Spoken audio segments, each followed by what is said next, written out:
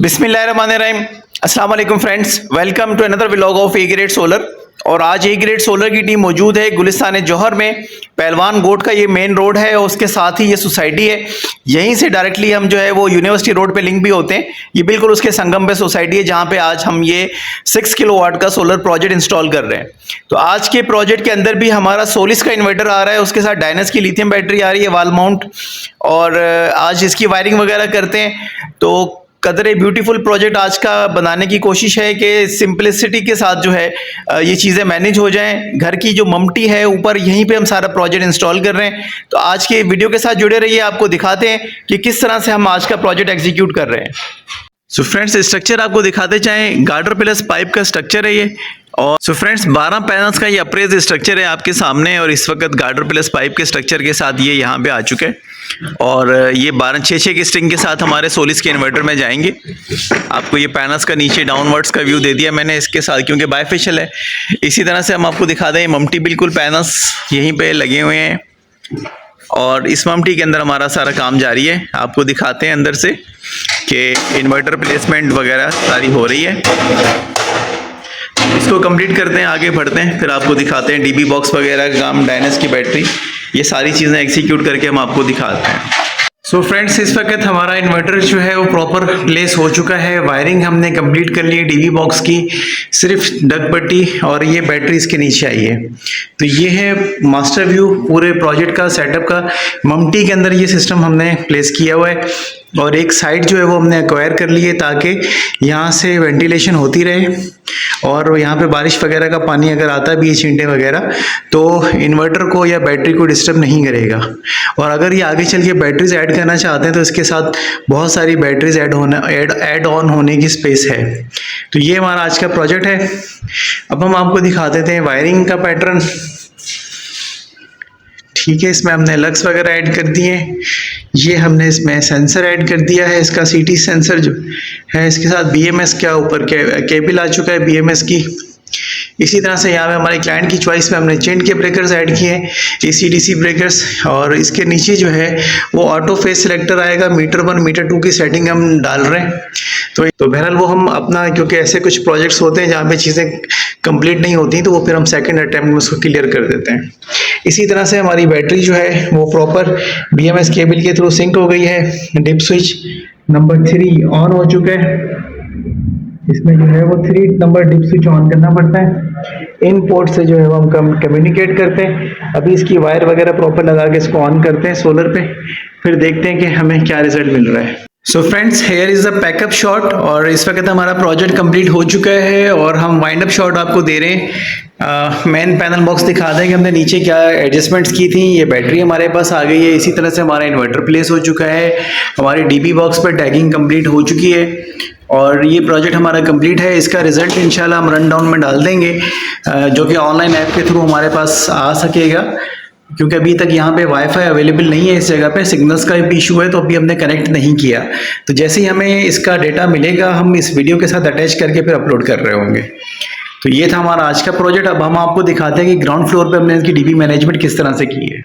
घर के बाहर से हम पीवीसी पाइप के थ्रू वायर्स नीचे लेके आए हैं कि इलेक्ट्रिक इन और आउट की, मतलब इसमें से 6 वायर्स आ रही हैं और इसमें से 4 आउटपुट हैं, 2 इनपुट हैं के इलेक्ट्रिक की हमारे सिस्टम की।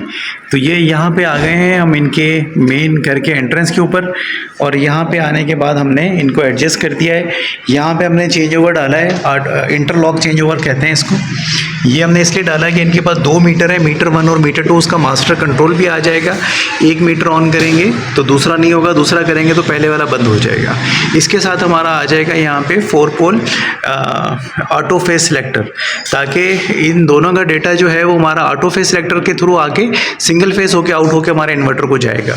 तो फिलहाल तो हमने टेम्पररी डायरेक्ट कनेक्ट कर दिया है इसको, लेकिन हम इसको कंप्लीट करके इनको देंगे हमारे क्लाइंट को। ऑटो फेज सिलेक्टर इस वक्त हमारे पास शॉर्ट था। तो ये इनका मेन पहले से सिस्टम था। इन सारी चीज़ों को हमने सेटिंग करके अपने हिसाब से जो है वो सारी चीज़ें एडजस्ट कर दी हैं, ताकि हमारा क्लाइंट जो है वो सोलर का मज़ा ले सके।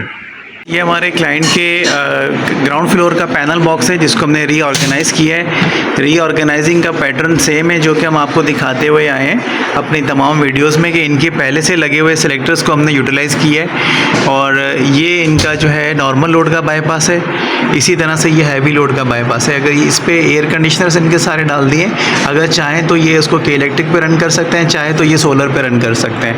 तो ये प्रॉपर मैनेजमेंट हमने ग्राउंड फ्लोर पे कर दी है और ऐसी ही मैनेजमेंट हम इनके फर्स्ट फ्लोर पे भी कर देंगे। सो फ्रेंड्स, ये हमारे क्लाइंट का फर्स्ट फ्लोर का डीबी बॉक्स है और इसको भी हमने मैनेज कर दिया उसी तरीके से जिस तरीके से हमने नीचे वाला डीबी बॉक्स मैनेज किया है। तो 2 सेलेक्टर्स पे इनका नॉर्मल लोड कनेक्ट है और एक पे हैवी लोड, और यहाँ पे 3 फेज के 2 मीटर्स हैं जिसकी वजह से न्यूट्रल कॉमन के ऊपर सारी सेटिंग जो है वो यहाँ पे की गई है। सो फ्रेंड्स, ये इस वक्त प्रोजेक्ट का जो है वो अपडेट है। इस वक्त जो सोलर से आ रहा है वो 1.37 किलोवाट जो है वो सोलर से रिसीव हो रहा है। क्लाइंट के पास रनिंग लोड जो है वो इस वक्त कम है, तो जो आप देख सकते हैं कि स्मार्ट लोड जो ऑपरेटिव है वो भी 0.98 किलोवाट है। मतलब एक इनका एसी चल रहा है, 1 टन का डीसी इन्वर्टर घर का नॉर्मल लोड चल रहा है। तो फिलहाल जो लोड अवेलेबल है वो इनके पास यही है। अब हम आपको दिखाते हैं कि मैक्सिमम सोलर जनरेशन कितनी रही, क्योंकि बैटरी चार्जिंग हमने सिर्फ सोलर से रखी हुई है। तो आपको दिखाते हैं कि सोलर जनरेशन जो है वो इनकी मैक्सिमम जो है वो 4 किलोवाट के अराउंड गई है। ये सोलर जनरेशन का चार्ट है और 3.7 किलोवाट जो है वो सोलर जनरेशन जो है वो मैक्सिमम इनकी गई है। और इस सिस्टम को चलते हुए 2 दिन हो गए, क्योंकि ये ऑनलाइन जो है वो देर से हुआ था। तो रैंडम डेज के अंदर जो है वो हम आपको दिखा रहे हैं कि सोलर जनरेशन किस तरह से चेंज होती रही है। तो ये सोलर जनरेशन का चार्ट है। इसी तरह से फिर हम आपको दिखाएंगे लोड, रनिंग लोड का चार्ट, कि रनिंग लोड का चार्ट जो है वो किस तरह से वर्कआउट कर रहा है।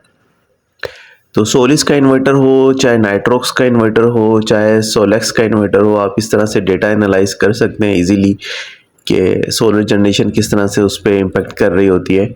और इसका पैटर्न बेसिकली है ऑन ग्रिड इन्वर्टर्स जैसा, क्योंकि इसके अंदर एलसीडी नहीं आती।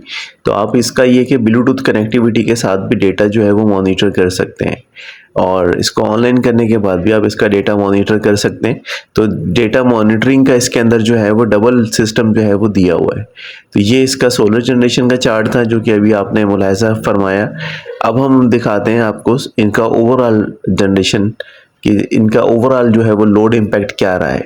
तो इसमें इन्होंने बैटरी कितनी यूज़ की है, बैकअप लोड कितना यूज़ हुआ है, सोलर जनरेशन कितनी आई है। तो इस चार्ट में इस तरह का सारा डेटा जो है वो आपके सामने आ रहा है, और फ्रीक्वेंटली आप इसको चेंज करके भी चेक कर सकते हैं कि रैंडम डेज पे जो है वो इसकी ओवरऑल इम्पैक्ट जो है वो क्या रही है। ये सिस्टम जो है हमारा ऑफ ग्रिड टाइप है। ऑफ ग्रिड का मतलब ये है कि हम इसमें एक्सपोर्ट नहीं कर रहे, क्योंकि हमने अभी एक प्रोजेक्ट रिसेंटली लगाया है जिसमें हम एक्सपोर्ट भी कर रहे हैं, तो वो डेटा भी आपसे शेयर करेंगे। इसके इनके पास जो जनरेशन आई है ओवरऑल, जो इन्होंने 4 किलोवाट तक जो है वो जनरेशन हासिल की है, क्योंकि इनका लोड जो है वो कम है। तो ये थी हमारे प्रोजेक्ट की टेस्टिंग। आई होप कि आपको पसंद आया होगा आज का वीडियो। कोशिश ये होती है कि मैक्सिमम जितनी चीज़ें हम अपनी वीडियो के अंदर कवर कर सकें वो हम कवर करके आप तक पहुंचाते हैं। तो ये सोलर का डेटा जो था वो आपने मुलाहिजा फरमाया। सो फ्रेंड्स, ये हमने 3 फेज मीटर के साथ अभी मतलब ये समझ लें कि बॉक्स बना दिया है। इसमें हमने इंटरलॉक वाले दोनों ब्रेकर्स 63 एम्पेयर के दिए हैं, और इसी तरह से 63 एम्पेयर के अंदर हमने 3x1 दिया है, मतलब ऑटो फेज सेलेक्टर दिया है कि 3 फेज से सिंगल फेज में, मतलब मीटर 1 भी इसमें आ रहा है, मीटर 2 भी इसमें आ रहा है। इन दोनों में से जो ऑन करेंगे वो हमारा वोल्टेज प्रोटेक्टर में आएगा। इसके बाद फिर हमारा इन्वर्टर के अंदर इनपुट हो जाएगा। तो जिन घरों के ऊपर जो है 3 फेज 2-2 मीटर लगे हुए हैं, तो इस तरह का सेटअप बनता है ताकि उनका जो सिस्टम है वो ऑटोमेट हो जाए। और इस सिलेक्टर का फ़ायदा ये होता है कि अल्लाह ना करे कहीं पे शॉर्ट सर्किट होता है तो आपका ब्रेकर भी ट्रिप कर जाता है। तो ये एक एक्स्ट्रा सेफ्टी है जो कि हमने अपने क्लाइंट के पास ऐड की है ताकि इनका सिस्टम जो है वो स्मूथली रन हो सके। तो ये था हमारा आज का प्रोजेक्ट। आई होप कि आपको आज का प्रोजेक्ट पसंद आया होगा। आप अपने ओपिनियन से हमें कमेंट सेक्शन में आगाह कर सकते हैं।